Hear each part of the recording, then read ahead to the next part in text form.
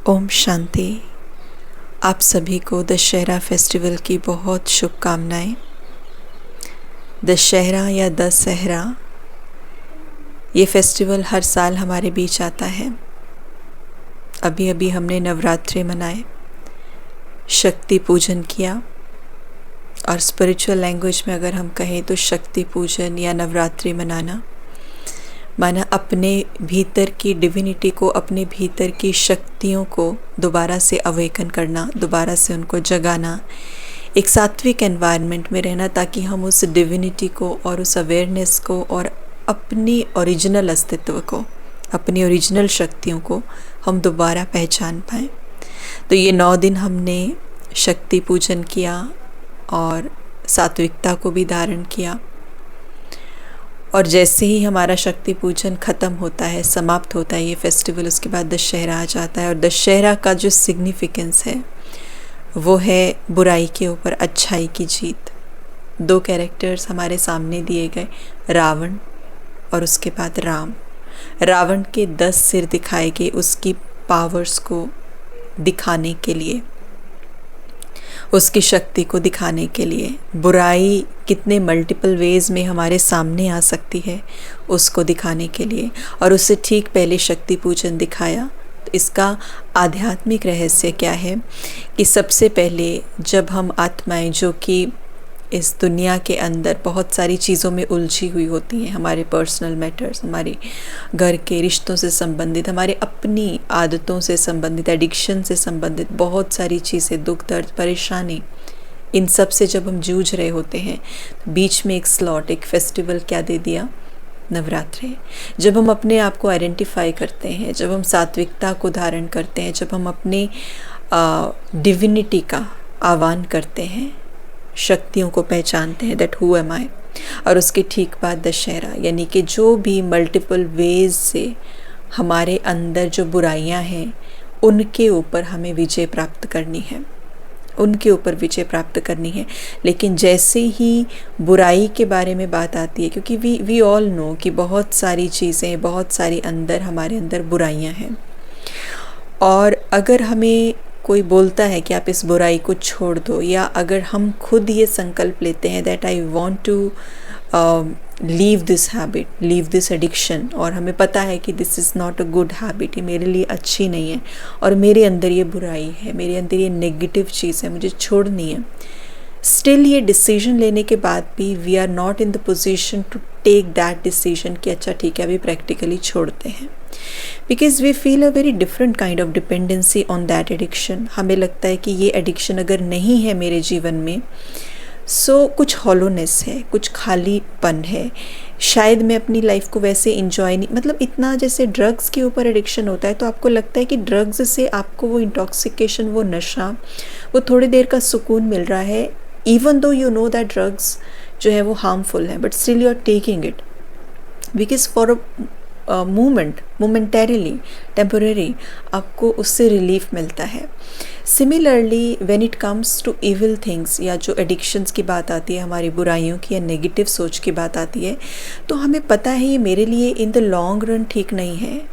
Likewise we are doing in drugs और these kind of things, जो भी addictions हैं, लेकिन स्टिल हमें लगता है कि हम डिपेंडेंट हैं इनके ऊपर, और मोमेंटरीली शायद हमें वो सेंस ऑफ एक एक्साइटमेंट या सेंस ऑफ डिपेंडेंसी, अटैचमेंट, थोड़ी सी खुशी आप कह लें, हमें लगता है, हम उसमें क्रिएट करने की कोशिश करते हैं, तो हम उसको पकड़ के बैठ जाते हैं। तो इसीलिए ये डिपेंडेंसी है, ये अटैचमेंट है, इल्यूजन है।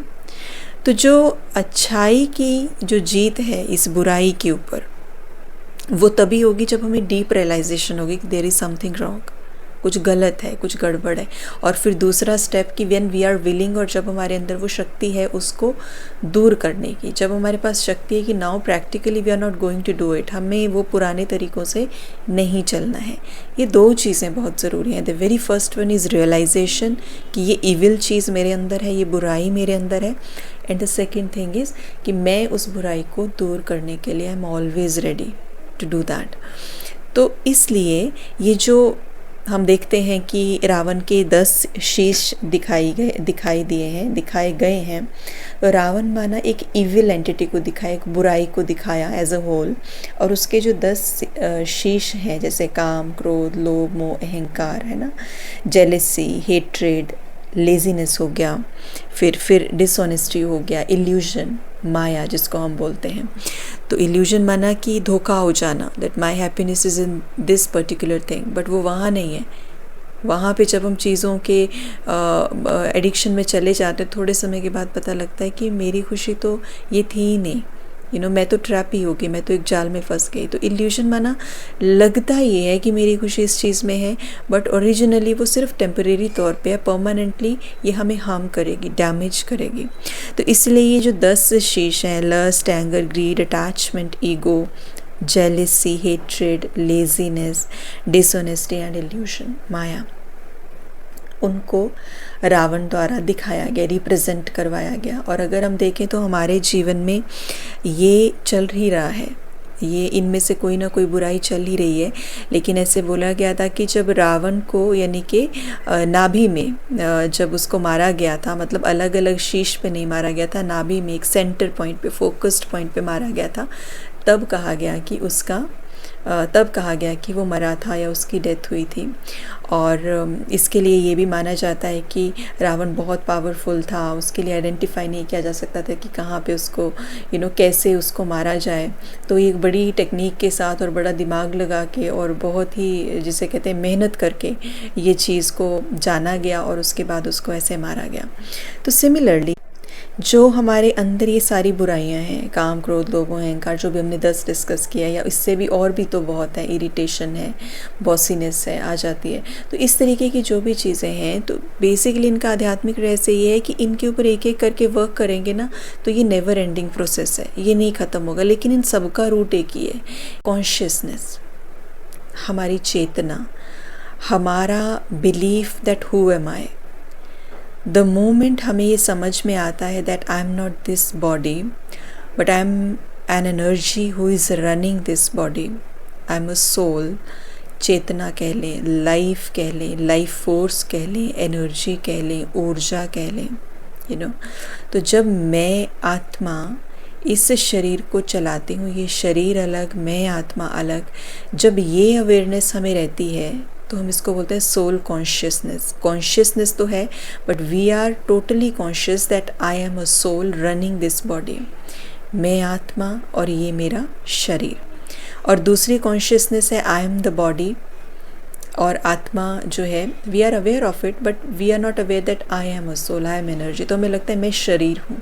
और जब हम इस बॉडी कॉन्शियसनेस में आते हैं that I am a body, तो हमारी अटैचमेंट हर एक उस फिज़िकल चीज़ के साथ हो जाती है जो कि इस कॉन्शियसनेस को और गहराती है कि आई एम अ बॉडी, जो कि इस कॉन्शियसनेस को और सपोर्ट करती है, या जिस कॉन्शियसनेस के ऊपर ये बॉडी आधारित है, हर एक वो चीज़ के ऊपर हमारी डिपेंडेंसी बनती है। और हम जानते हैं कि जिन जिन चीज़ों पर हमारा शरीर आधारित है, या जो जो चीज़ें हमें इस शरीर के लेने के बाद मिली हैं इस दुनिया से, उन सब चीज़ों को छोड़ के हमें जाना है।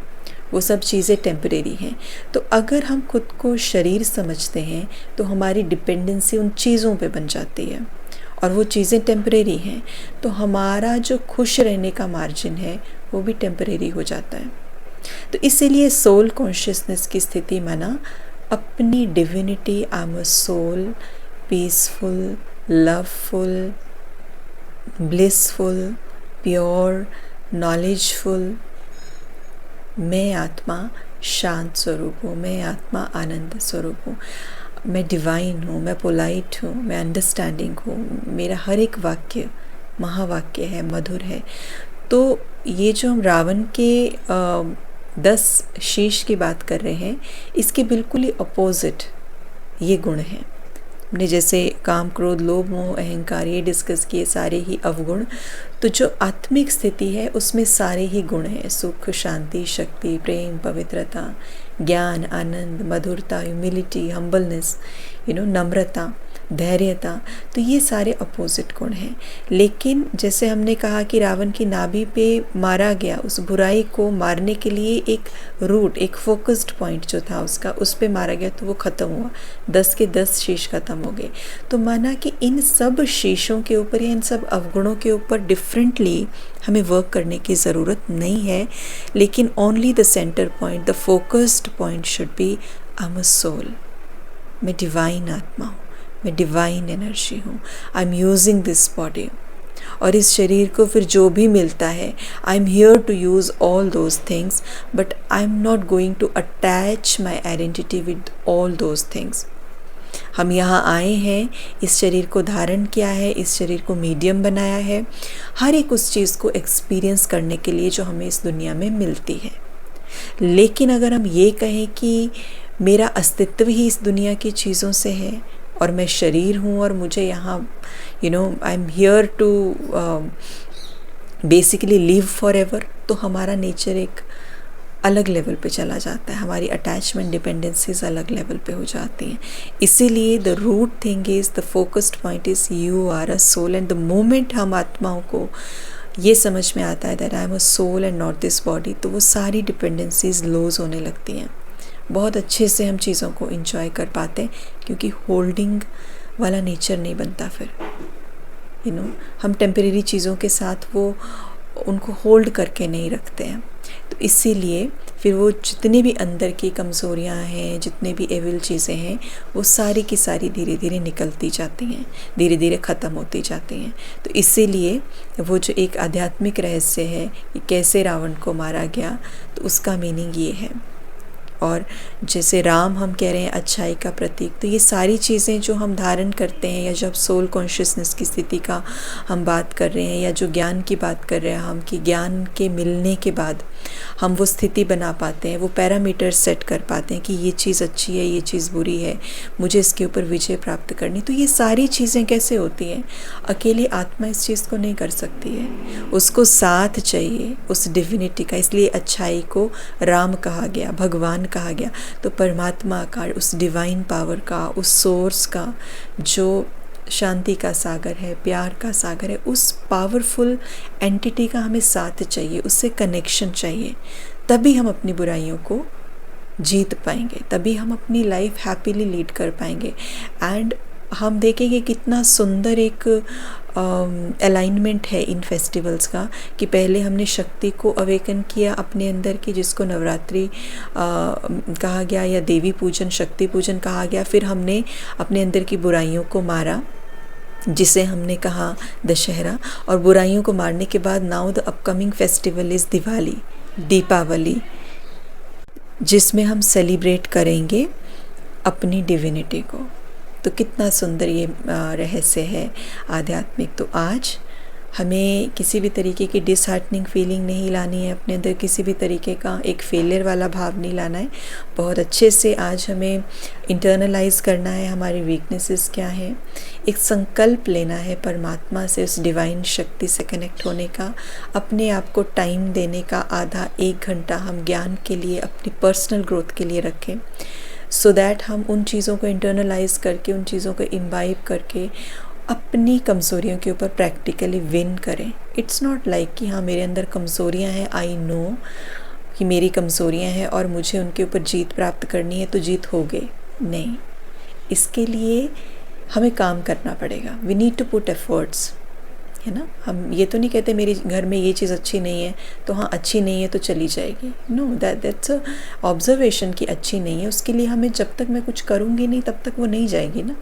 तो उसी तरीके से हमारे अंदर जो चीज़ें थोड़ी थोड़ी गड़बड़ है उसको हम चेक करेंगे, इंटरनलाइज करेंगे और फिर एक संकल्प लेंगे आज ही के दिन, इस बुराई को मुझे ख़त्म करना है, परमात्मा के साथ हमें कनेक्ट करना है। एंड देन अपकमिंग दिवाली में, और इवन इनफैक्ट आज ही हमारी दिवाली बन जाएगी when we are in that consciousness कि अभी हमें अपने ऊपर वर्क करना है ताकि हम अपने जीवन को सेलिब्रेट कर पाएँ। तो आज का अगेन इस फेस्टिवल की दोबारा से मीनिंग के साथ बहुत बहुत शुभकामनाएं। हम सब इस फेस्टिवल को बहुत सुख और शांति और प्रेम से एंजॉय करें। ओम शांति।